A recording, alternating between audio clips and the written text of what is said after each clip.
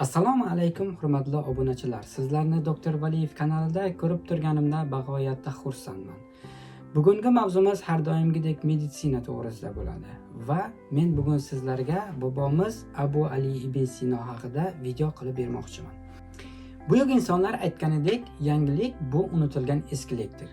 Va shuning uchun men bobomiz Abu Ali ibn Sinodan qolgan meroslari Tib qonuni kitobidan sizlarga har kuni bitta mavzu olib va sizlarga o'sha mavzuni yaxshi tushuntirib borishga harakat qilaman. Tib qonuni kitobida bobomiz bizga qanday qilib sog' salomat bo'lib yurishni va kasalliklarni oldini olishni va kasal bo'lgan insonlarni qaysi yo'llar bilan davolashni o'sha o'zini kitobida yozib qoldirilgan. Hozirgi kunda meditsina juda ham rivojlanib ketgan va siz aytishingiz mumkin, Ibn Sino davridagi, ya'ni davolash usullari, kasallikni topish va uni qanday diagnostika qilishlari ancha farq qilishi mumkin.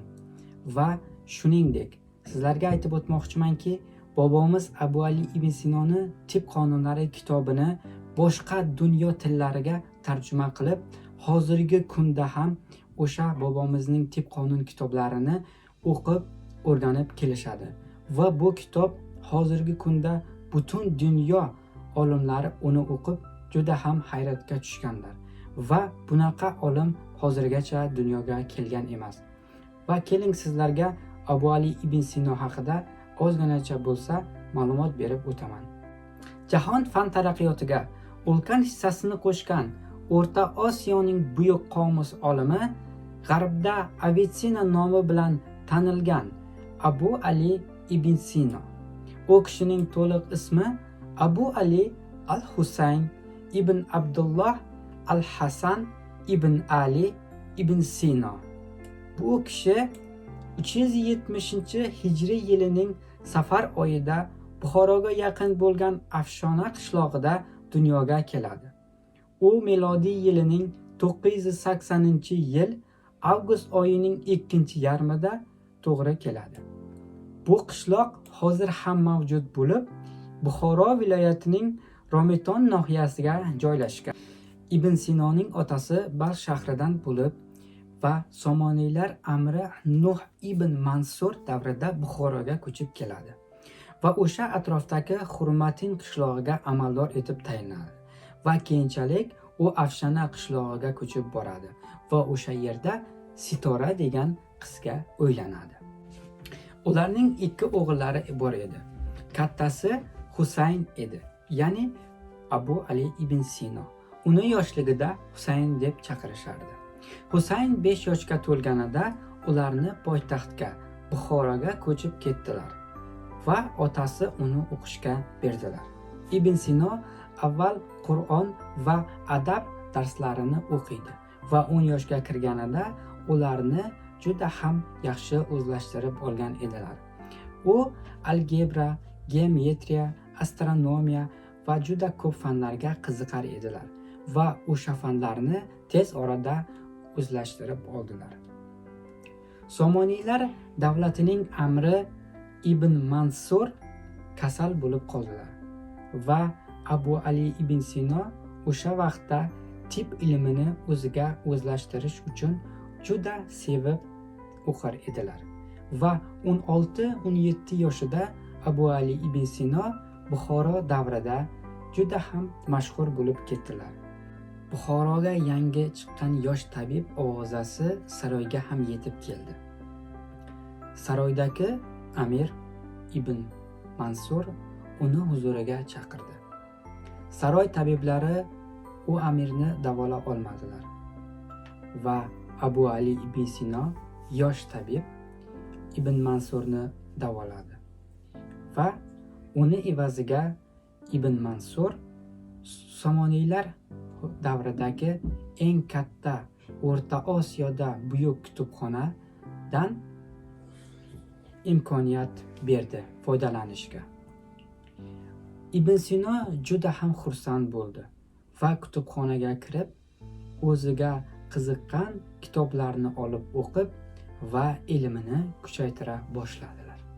Abu Ali ibn Sino Buxoroda dunyoga kelgan bo'lib, uni o'sha davrda buyuk olimlar, shoirlar Balxiy, Firdavsiy, Beruniy, Dahqiy va Al-Xorazmiy va o'shanaqangi buyuk olimlar bilan o'sha bir davrda yashab o'tganlar. Va shuningdek Abu Ali ibn Sino ham Buxoro shahrida dunyoga kelib, o'sha shaharning farhangi, ekonomikasi va gullab yashnashi va ilmlarni cho'qqisiga olib chiqishlari uchun bu olimlar juda ham katta xizmat ko'rsatganlar. Matematikaga ham juda yaxshi qiziqishi bo'lib va matematikani o'rganish uchun o'zini ustozidan ta'lim olar edilar. Va u matematikani o'zlashtirib olgandan so'ng ustozi yecha olmaydigan masalalarni biz ustozsiz, biz uning yordamisiz yecha boshladilar. Hattoki ustoziga ham o'rgata boshladilar. Aristotelning metafizika asarini o'qiy boshladi. Bu asarni 40 marta o'qib chiqdi.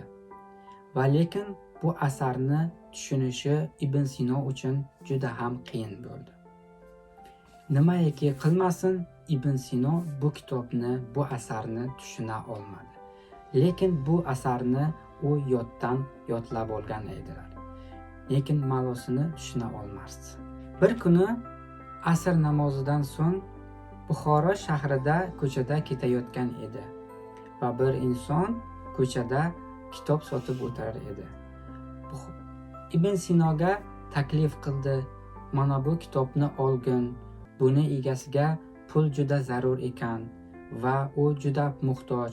Senga 3 dirhamga beradi" deb aytdilar. Ibn Sino bu kitobni olganda metafizika kitob bo'lib, ya'ni buni Farobiyning sharhlari nomli asari edi. Metafizika kitobini Farobiy sharhlagan.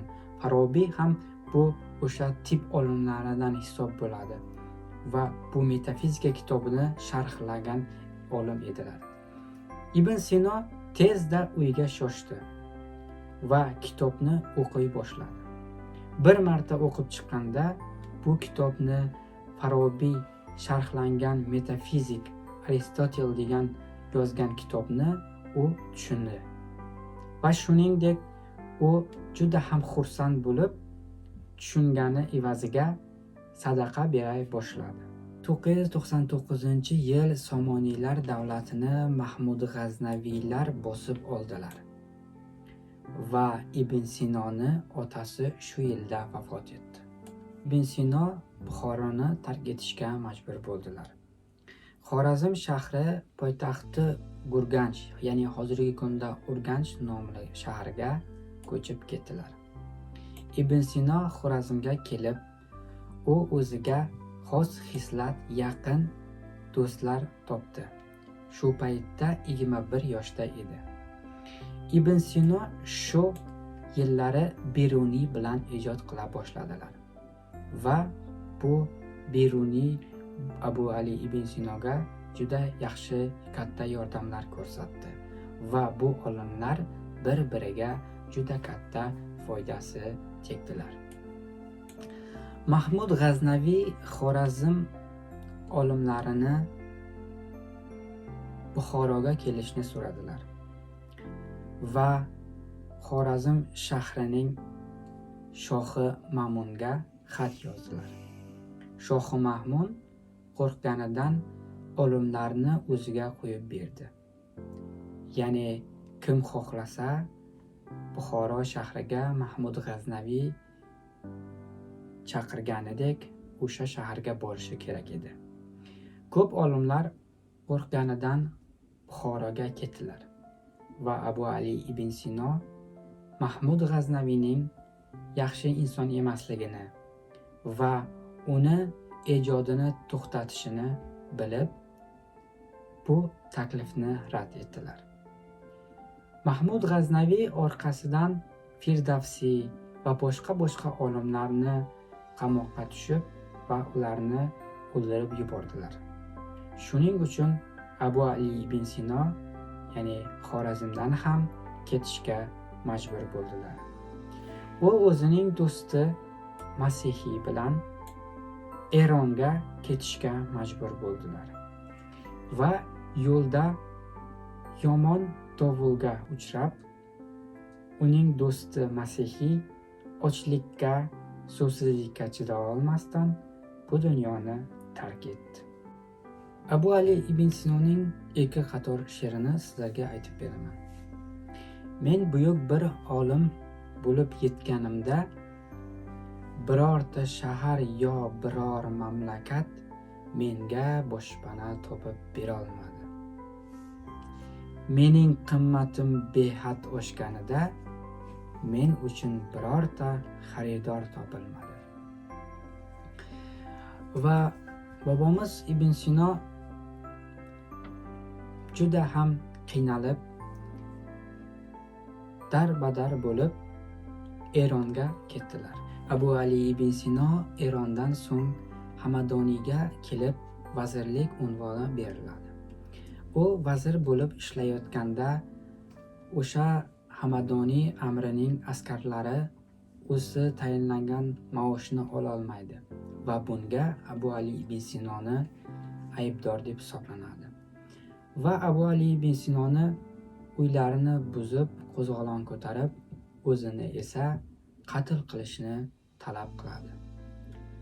Hamadoniy hokimi Abu Ali ibn Sinoni qo'zg'olondan qutqarib qoladi va shunday bo'lsa-da vazirlikdan ozod qilib, uni yashirishga buyuradi.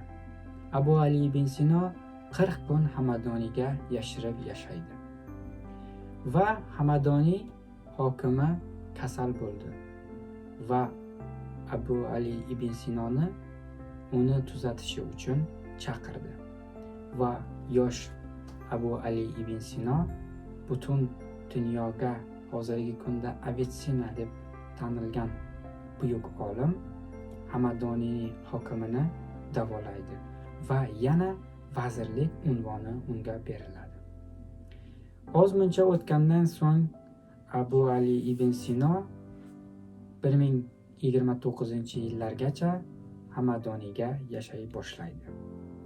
Mahmud G'aznaviy askarlari Hamadoniy shahrini ham bosib oladi va Abu Ali ibn Sinoni u yerdan ketishga ham majbur bo'ladi.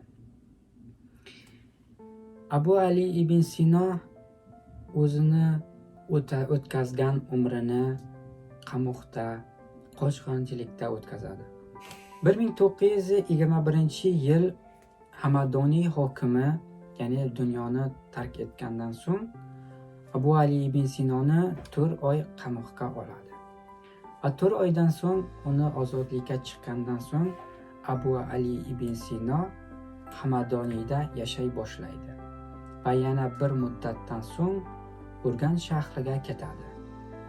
Urgan shahriga yashagandan so'ng Isfahonga qochadi va 1029-yilgacha Isfahon shahrida yashay boshlaydi. Shu yili Mahmud G'aznaviyning askarlari bu shaharni ham bosib oladi va Abu Ali ibn Sinoning uylarini yana tor-mor qiladi. Abu Ali ibn Sino olimiy Hamadoniyga ketishga majbur bo'ladi.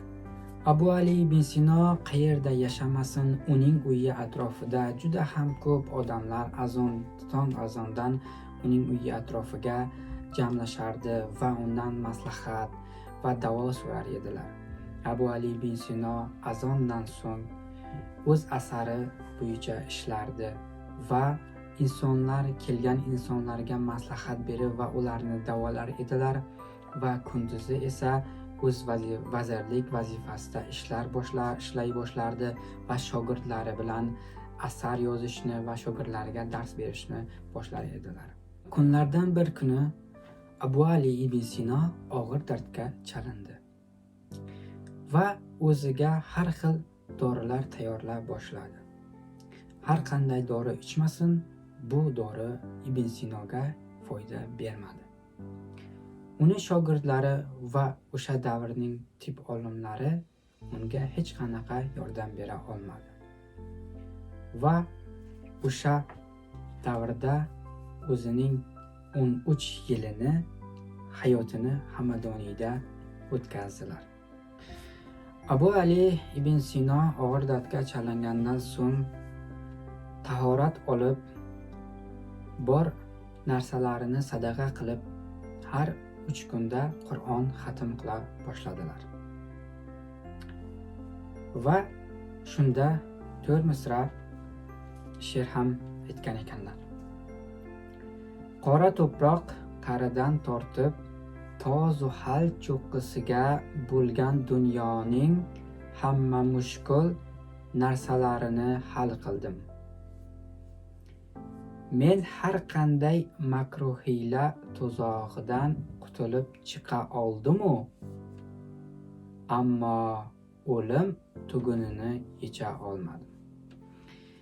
Bu bilan ajalga davo topa olmadim deb bu dunyoni 1037-yillar 18-iyulda 58 yoshda bu dunyoni tark etdilar. Bu hijriy yili 428-yil bo'ladi. Abu Ali ibn Sino 450 ga yaqin kitob yozgan. Ulardan 274 tasi bizni davrimizgacha yetib kelgan. 80 tasi falsafaga doir bo'lib, 40 tasi tib sohasiga yozilgan kitoblar. Ulardan eng mashhur kitobi Tib qonuni deb nomlanadi. Tib qonuni bu meditsina tarixidan eng mashhur asarlardan biridir. Uning to'liq nomi Kitob al-Qonun fit tib deb nom olgan. Ya'ni tib ilmi qonuni demakdir. Bu kitob 1000-yillarda yozila boshlangan. Ya'ni o'sha davrda Abu Ali ibn Sino 20 yoshdan baland bo'lgan deb aytishadi olimlar va 1022-yillari bu kitobni yozib tamomlaydi. Bu kitobni 12-asrda arab tilidan lotin tiliga tarjima qilinib chop etiladi. Abu Ali ibn Sinoni kashfiyotlaridan bir nechasini aytib o'taman. Abu Ali ibn Sino kasalni bir odamdan boshqa odamga yuqishni o'ylab chiqardi. Ya'ni shu davrgacha bu kasal boshqa bitta odamdan boshqa insonga o'tishni boshqa biror olimlar bilmas edilar va buni o'ylab chiqarmagan edilar. Ya'ni birinchi bo'lib Abu Ali ibn Sino buni kashf etdilar. Diabet kasali, sahr kasalliklarini, ya'ni sidning holati va undagi shirinlik moddasi borligi bilan tashxis qildi. Ya'ni o'sha sahr ko'payib ketishini va o'shanga sahrni diabet degan tashxis qo'yishni ham Abu Ali ibn Sino buni kashf etdilar. Lekin 1775-yil ingliz olimi buni aniqladi va Nobelskiy mukofotiga ega bo'ldi. Buni 700 yillar avval Abu Ali ibn Sino o'zini Tib qonun kitobida yozib o'tgan edilar. Va buni biz o'qimaganligimiz uchun va Yevropeyskiy olimlar bu kitobni yaxshilab o'rganib, bularni kashf etishib kelishyapti. 1700-yilgacha Abu Ali ibn Sinoning kitobini ular birinchi darajaga qo'yib kelganlar. Ya'ni Abu Ali ibn Sinoning kitobini o'rganish ular uchun birinchi darajali edi. Keyingi meningit, oshqozon yarasi, sariq kasalligi, plevrit, suvchechak, kuydirma va shunaqangi kasalliklarni ham birinchi bo'lib Abu Ali ibn Sino ularni qanday paydo bo'ladi va qanday alomatlari borligini va qanday davolash usullarini juda yaxshi aytib o'tganlar. Yelka suyagini chiqishi oddiy bosim yo'li bilan davolash, ya'ni buni hozirda ham Avitsena usuli deb aytib keladi. Bu hozir ham bor. Va umurtqa qiyshayışı Ibn Sinoni o'zi ixtiro qilgan yog'och moslama yordami bilan tuzatish. Bu usulni 15-asrda fransuz tabibi Kala yana qaytadan kashf qiladi va bunga ham o'sha Nobelskiy mukofotlarini oladi. Keyingi suyaklarni gips usuli bilan Ibn Sino tomonidan keng qo'llanib kelgan va Yevropada tabiblar tomonidan 1852-yil yana qaytadan ixtiro qildi. Jarrohlik holatida anesteziya, ya'ni og'riqni qoldirish uchun, og'riqni oldini olish uchun buni ham Abu Ali ibn Sino kashf etgan. Afyon, nasha va shunaqangi o'simliklar, dorilar va o'sha narkotik, ya'ni og'riqni qoldiradigan yo'llar bilan o'sha anesteziya, ya'ni buni ham Abu Ali ibn Sino bobomiz o'ylab kashf etganlar. Va albatta bular hammasini 1022-yil yozib bo'lingan narsalar va biz hozirgi kungacha bularni kashf etmayapmiz. Chunki bu bobomiz yozgan kitoblarni o'sha davrda urush qo'zg'olon bo'lib, Angliya Yevropaga o'sha kitoblarni olib ketadi va bizda bu nuqsalar juda ham kam qoladi. Abu Ali ibn Sinoning yana bir kashfiyotlaridan biri, Abu Ali ibn Sino bir kasaldan qutulishi uchun boshqa bir kasalni chaqirish kerak dedi. Misol, kimdagi tutqanog'i bo'lsa, o'sha inson 4 kun temperatura qilsin, ya'ni isitma qilsin dedi. Va o'sha isitma bo'lgandan so'ng tutqanoqni yengib, ya'ni bu tutqanoqni davolaydi deb aytib o'tgandi. Va buni bobomiz Abu Ali ibn Sino 800 yil oldin aytgandi. Buni hech kim quloq solmadi va o'qimadi va 1857-yil avstraliyalik psixiatr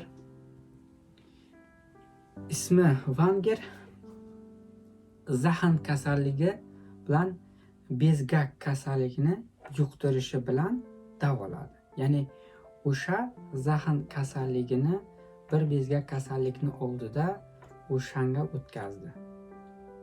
Va o'sha, sizlarga oddiy misol qilib tushuntirsam, birta virus kasal bor edi, uni davosi yo'q. Va o'sha virusni yengish uchun yana birta virus kerak. U virusni davosi bo'lishi shart. Va o'sha virusni bu virusdan kuchli bo'lishi kerak. O'sha virusni bu virusga qo'ydi va bu virusni o'ldirdi va u insonni badanida davosi bor virus qoldi va uni o'sha dori vositalar orqali bu virusni ham o'ldirib insonni davoladi. Va 1927-yil Nobelskiy mukofotiga ega bo'ldi. Aziz do'stlar, nimaiki biz qilmasak va kimlardir aytishi mumkin, bu kitob, ya'ni Abu Ali ibn Sinoning tib qonuni kitoblari juda ham eskirib ketishgan va hozir meditsina juda yaxshi rivojlangan deyishlaringiz mumkin. Va lekin sizlarga boshida aytib o'tganimdek, yangilik bu unutilgan eskilikdir. Biz bu kitobni har kun sizlarga bittadan mavzu olib tushuntirib ketishga harakat qilaman. Bobomiz Abu Ali ibn Sino sog' salomat bo'lib yurish uchun juda ham ko'p o'sha mavzuda gapirib o'tgan. Aziz obunachilar, bugundan boshlab sizlarga Abu Ali ibn Sinoning tib qonuniy kitobidan birtadan mavzu olib va o'sha mavzu orqali biz darsimizni davom etamiz. Va men sizlarga Abu Ali ibn Sino bobomiz aytganidek va hozirgi kunda o'sha kasalliklarni современный meditsinada, ya'ni hozir rivojlangan meditsinada qanday davolanyapti, uni ham aytib o'tamiz va bir-birimizni sog' salomat bo'lib yurishimizga o'z hissamizni qo'shsak va bir-birimizga yordamimiz tegsa, bu juda ham yaxshi deb o'ylayman. Sog' va salomat bo'lingizlar. Ko'rishguncha xayr. Sizlar bilan bo'ldi doktor Valiyev.